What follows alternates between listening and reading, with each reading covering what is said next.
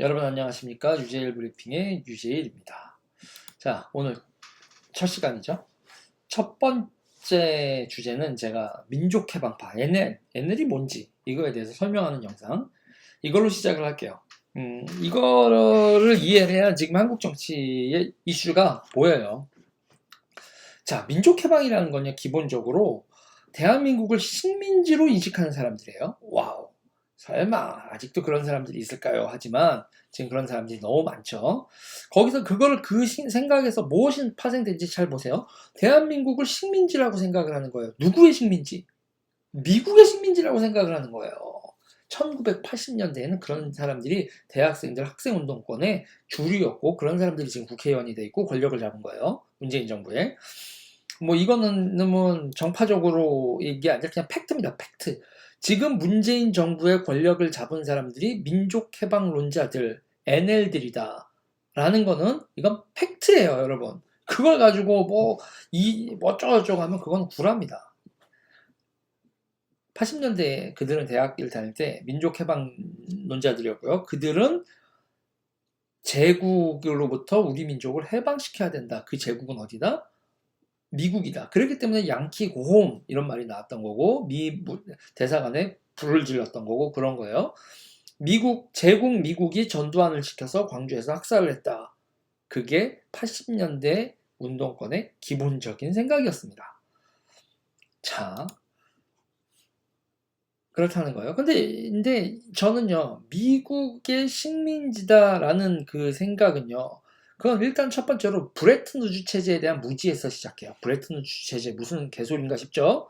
브레튼 우즈 체제는 여러분, 그러니까 그 기존의 세계 2차 세계대전 이전까지의 제국주의 보세요. 시장, 자원, 노동을 영국, 프랑스 등 식민지 모국이 통제했죠.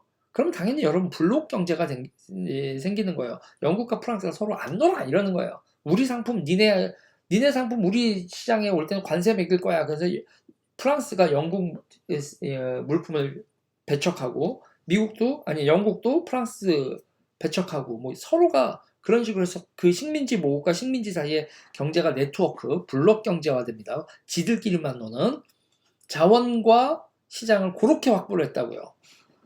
독일은 자원을 확보하지 못하니까 화학을 발달할 수밖에 없었던 거고요. 천연 고무를 확보 못하니까 뭐 화학으로 고무를 합성한다든지 그런 거죠. 자, 미국은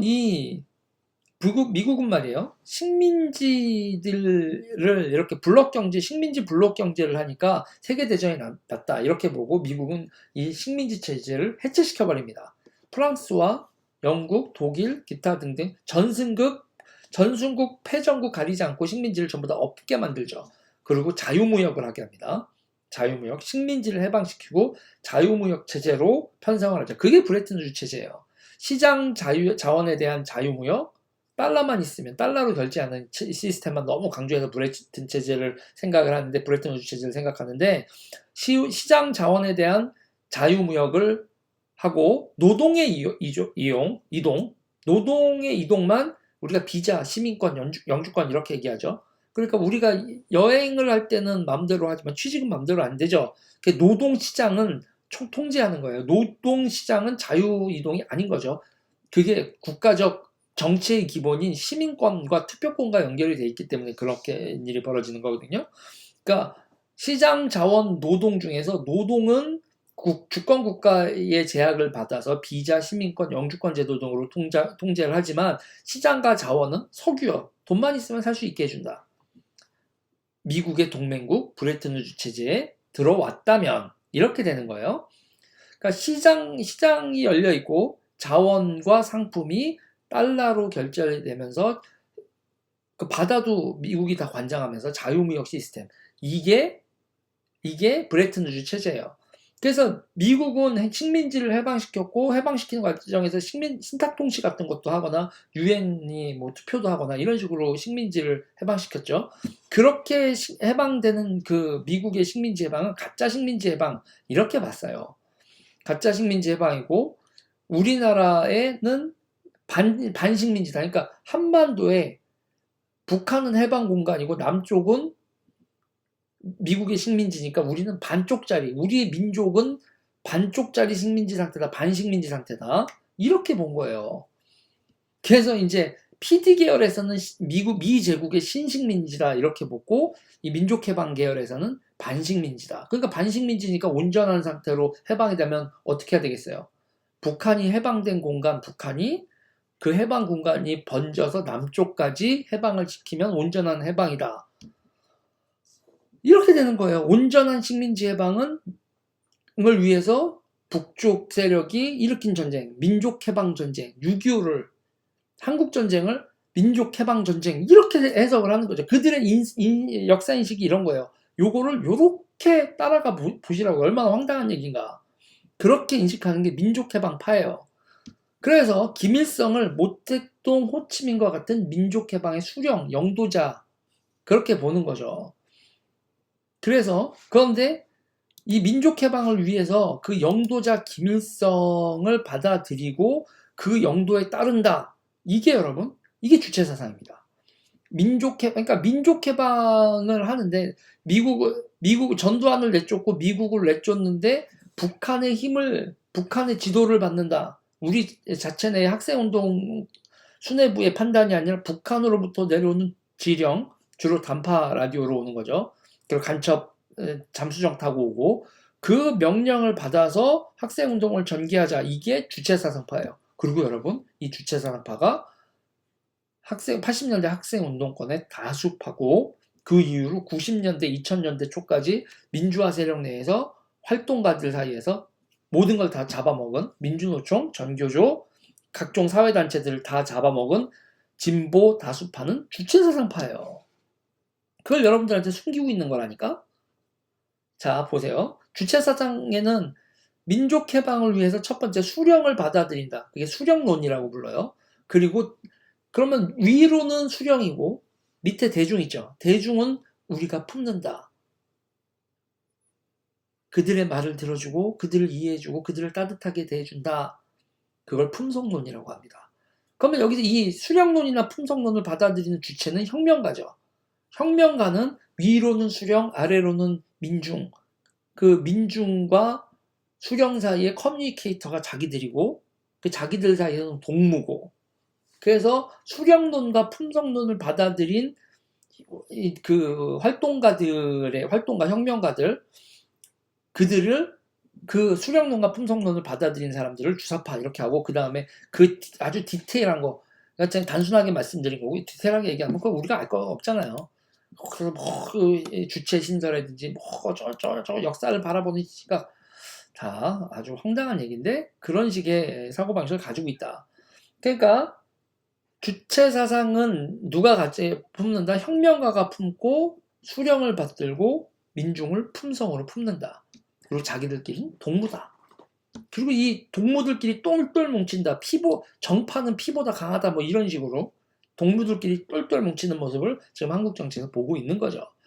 되게 시대착오적 인식입니다. 정리합니다. 미국은 식민지 제국이고 미국 놈의 압제로부터 벗어나서 북쪽이 내려와 남쪽을 해방하는 것, 그게 반식민지를 끝내고 온전한 민족 해방을 이루는 것이다. 북한이 내려와서 남쪽에서 미군을 쫓아내는 게 온전한 해방이다. 통일은 곧 온전한 해방. 이런 사고방식이 민족해방론입니다. 그리고 이걸 받아들인 사람들이 현재 민주당의 주류 세력이고, 이들은 자신들이 이런 생각을 했었던 어린 시절에 가졌던 그 모습들 위로 올라오는 걸 못 참고 있는 거죠. 툭툭 튀어나오는 겁니다. 이로 인해 파생되는 문제는 첫 번째, 미국에 대한 적대로 인해 한미동맹의 위기가 오죠. 그러니까 한미동맹이 뭔지에 대해서 이들이 잘 모르는 거예요. 자신을 얘기하자면 브레튼 우드 체제, 복잡하게 할 거 없이 간단하게 얘기하면요, 인천항, 부산항이 열려 있어서 인천항, 부산항에서 물건이 왔다 갔다 하는 거예요. 북한 그거 안 되죠.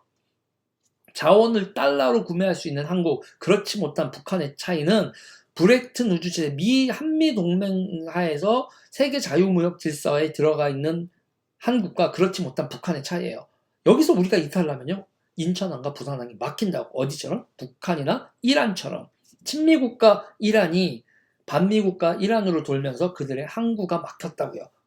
그게 여러분, 그게 어떤 의미인지 몸으로 느끼고 싶으신 분, 여러분들은 산소가 꼭 필요한 건데 못 느끼듯이 한미동맹이 우리 경제의 기본 바탕인 거를 지금 못 느끼고 있는 거예요. 당연한 걸 생각하는데 이거 당연한 거 아닙니다, 여러분. 달러로 해외에 송금할 수 있고 물건을 사올 수 있고 팔 수 있는 거 이거 당연한 거 아니에요. 한미 동맹이 있기 때문에 가능한 거지 그게 당연한 게 아닙니다. 이걸 왜 당연하게 생각하지? 수출국가 대한민국이 지금 한미동맹 그리고 미국의 입장에서 한미동맹에서 군사동맹이죠. 군사동맹이라서 무슨 전쟁이 나거나 기타 등등 우리가 파병가고 베트남전에서 파병하고 이런 역할 하잖아요. 그러니 우리를 높게 사는 거고 이 군사동맹의 의미도 우리가 지금 되게 많이 망각하고 있어요. 그런데 이런 지금 망각하고 있는 상태에서 하는 것도 되게 위태로운 일인데 또 하나는 뭐냐면 미국에 대한 적대를 직접 표현할 자신이 없잖아요. 이 사람들이. 요새는 조금 시작을 하는데 이게 여러분 180석 만들어줬더니 미쳐가지고 지금 적대를 표현을 하고 있다고요.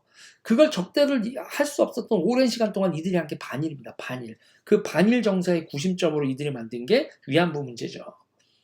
그래서 위안부 문제를 항상 네버 엔딩 스토리로 양산하고 성역화했다가 이번에 제대로 여러분들 그 실체 이 사람들이 이래서 이걸 위안부 운동을 한 거에서 반일을 상시화하고 한미일 삼각 안보 체제를 구축하는 그 한 삼각 안보 체제를 허무는 하나의 이들의 진지 그게 지금 위안부 운동이었던 거예요. 주사파들 반미의 거점이 돈도 많이 걷잖아요. 그리고 그 돈도 어이구야 이게 여러분 이게 지금 되게 대한민국이 지금 되게 위험한 상황에 가고 있는데 이게 지금 여러분 상황이 판단이 잘 안 되는 거야. 그리고 이렇게 얘기하면은 내가 우파기 때문에 막 이런 얘기를 한다. 유튜브에서 문재인 지지 유죄일이 어느 정도로 날려였었던 건지 벌써 다들 까먹었나 본데. 그리고 문재인 대통령이 되고 나서 절대로 하면 안 되는 게 주사파들한테 친노가 주사파들한테 민주 세력의 주도권을 뺏기면 나라 망한다고. 그럴 위기감을 느끼고 시작부터 끝까지 주사파들한테 친노들이 민주당이 주사파처럼 넘어가는 거 그러면 절대 안 된다. 문재인 대통령, 노무현 대통령을 엄청 공격했었던 것도 이 주사파들이었거든요. 천성산, 뭐 사패산, 뭐 대출이, 강정마을, 한미 FTA부터 노무현은 한미 동맹을 절대로 흔들지 않는 민주 세력이었는데 그때도 그렇고 그렇다고 노무현은 배신자라고 난리를 쳤었거든요. 대단히 위험한 이 정파들이 민주당 내에서 들어오고 이 주사들이 민주당의 주류가 될 것 같은 기운이 있었다고. 그래서 그러면 안 된다고 문재인 대통령한테 그렇게 얘기를 했는데 결국은 패미들, 주사파들, 결국 한 덩어리예요. 위안부 문제부터 시작해서 넘어가잖아요, 권력이. 그리고 이들은 미국과 중국의 패권 경쟁 와중에 중국으로 기울고 있죠. 모택동 호치민에 대한 민족해방 서사를 어렸을 때 리영희 선생의 그거 있잖아요. 전환시대 논리라고 8억인가의 대화, 스핑크스의 고 이런 책 저도 조금 다 있는데 그런 책을 읽고 성장한 그들 저는 90년대 학번이라 그걸 지금 약간 냉정하게 볼 수 있었던 세대고 그들 그거 푹 빠져서 살았던 건데 그 서사를 중심에 두고 성장한 이들이 비즈니스까지 중국하고 유착돼 있으니까 얼마나 친중적 성향을 가지게 되겠어요. 이게 지금 여야를 가리지 않습니다. 해방 전후사의 인식을 통해 한국전쟁을 식민지 해방전쟁의 연장선으로 인식하고 전환시대의 논리를 통해서 베트남전을 미국의 명분 없는 참전, 베트남 민족해방전쟁의 위대한 승리로 인식을 하는 이들 그 인식이 미국과 중국의 패권 경쟁이 가속화되는 상황에서 대단히 위험한 방향으로 나라를 몰고 있다.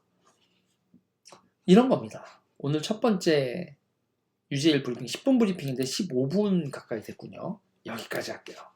앞으로 재밌겠죠? 재밌겠죠, 여러분? 재밌을 겁니다. 일단 이 얘기는 여기까지 할게요.